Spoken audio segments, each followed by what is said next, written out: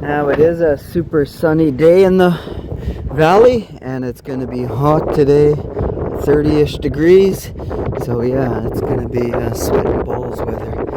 So anyhow, let's get this show on the road. Oh wait, we are on the road. We're starting today's video off with the first tourist train trip of the season. It was chartered by the Francophone School École des Grands Cidres. Sorry, I'm not good at French, so pronounce it as best as I can. It was a rented charter for a student group, and they did have fun doing this. And since I had to work in the afternoon, I only helped them prepare this tourist train for these guys to ride on. Okay, it looks like I'm the first one here, so we'll open up the door. This door is almost a two-man job because it's freaking heavy as hell. It doesn't slide out properly. And when you're videoing and doing it at the same time, it's like a million years old. So anyhow, today the guys are going to take the train out. They have a French immersion group coming to ride, I think 40-ish people, somewhere 40, maybe a little more, maybe a little less, who knows. But they rented it. They're going to take it out. I work at 11, so I'm not joining. Or actually, sorry, I work at 1. I have to vacate about 11:30, 12, so I won't ride with them. I'll just help them set up, open up the doors, and all of that good stuff. So yeah, anyhows, blah blah blah. Another Sunday to Sunday, isn't it? Yes, it is. It is Sunday. Wow. Okay, so if you've seen last videos, you saw me replace a window in the train, but somebody else, one of the other volunteers, painted all the floors in all 4 of these tourist trains because fire extinguisher damage, so it's all matching. And something's wrong with this picture. Yeah, that's right.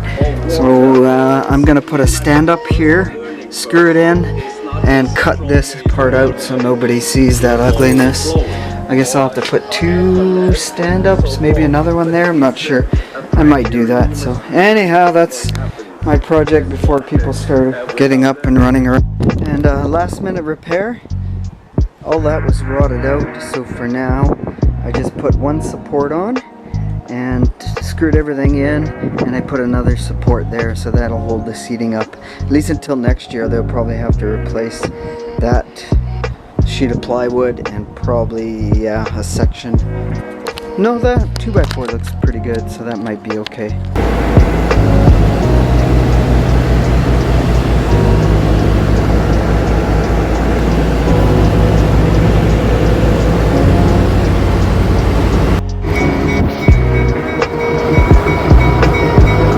Switching from shop track to number 1 track.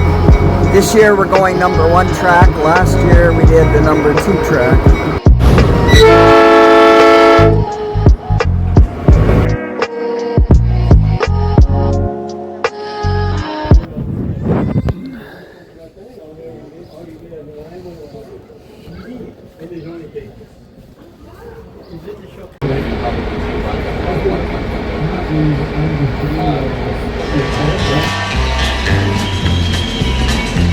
I hear the train a-comin', it's rolling around a bend, and I ain't seen the sunshine since I don't know when. I'm stuck in Folsom Prison, and time keeps dragging on. But that train keeps a-rollin' on down to San Antone. Alright, look at that. Whoops. My videoing, I might have been videoing the ground. I wasn't watching, too busy waving.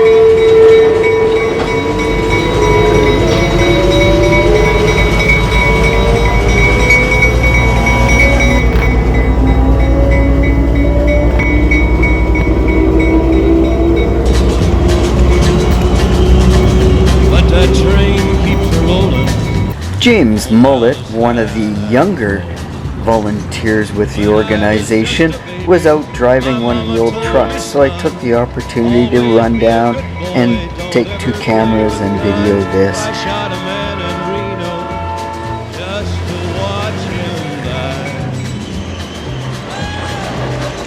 When I hear that whistle blowing, James is the grandson of the engineer driver Ted Mullet.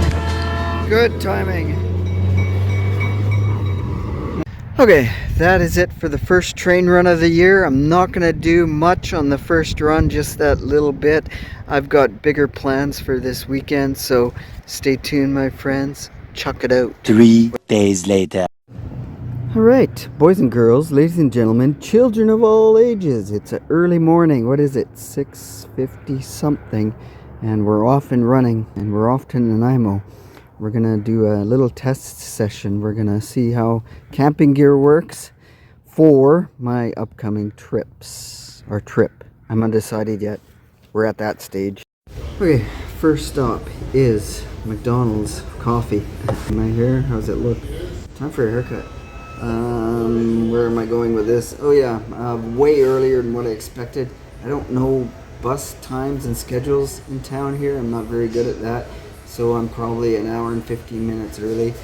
I woke up at, what time was it? I said 5:30ish. Should I look? Yeah, 5:30 I woke up.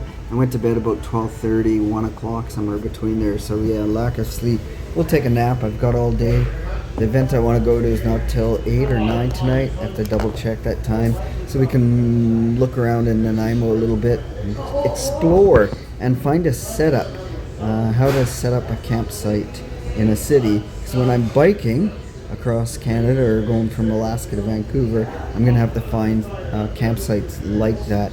But I'm more minimalist because, we'll get into another video anyways. Cheers, we'll see you on the Nanaimo side.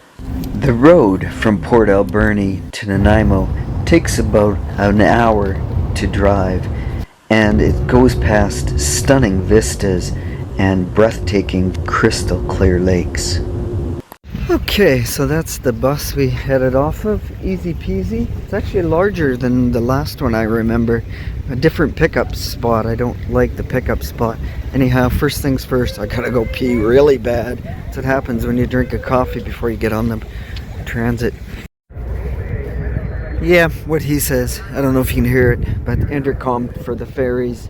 So drop-off point for all the highway bus transit here is the ferry terminal, and from here you can take a city bus anywhere. And I'm pretty sure I've taken the city bus in Nanaimo a few times, and that's the thing about traveling and adventure traveling like this. You've been to so many places you forget what you've seen or what you've taken sometimes. So, and that's the good thing about videos, because I got it on record. Anyhows, I don't know where I'm going now. And with that, we end today's video right here. We'll come back. We're going to be searching for a stealthy camp spot where we can sleep overnight in a city, or in the middle of a city actually to say, and we'll check out the stunning scenery of Nanaimo and here on Vancouver Island. Stay awesome, my friends. We'll chuck you out next time, and until then, cheers, my friends.